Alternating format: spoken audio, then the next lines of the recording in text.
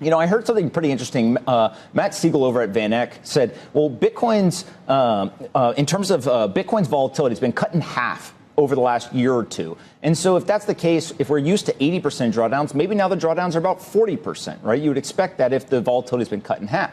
Well, we just saw a 36, 37% drawdown. And so I do think that as volatility compresses, people will be disappointed to the upside because it's not going to have these blow off tops that they expected. But also there may be some, safety in terms of these 80% drawdowns are gone as well. And so I tend to think that we probably are somewhere around the bottoming. Again, if you see the fear and greed index at, I think it was 8 for Bitcoin, 6 in equities, that tells me that you can't stay there that long. And so I think that we might just go sideways for a while here and then start to kind of grind back up over the next couple of weeks.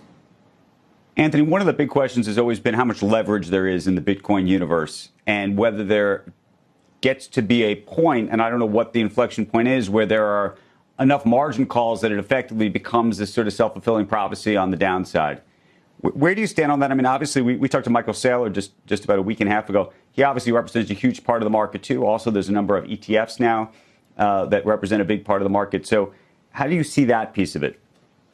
Yeah, well, there's a lot more leverage in the system on October 8th and 9th, right before the big liquidation. And so I think that, again, part of that healthy reset is that we went from higher degrees of open interest and leverage to today something that is much more normal. And I think that, again, that fear and greed index is a great signal as to how bullish people are. And, there's always the quote of you want to buy when there's blood in the streets. I don't think I've ever seen the equity fear and greed index at 6. The Bitcoin one going to 8 is very, very rare. And so I think that you're not going to see high degrees of leverage whenever you get that fear. And so that gives me, great confidence that we're probably not that far from having bottomed.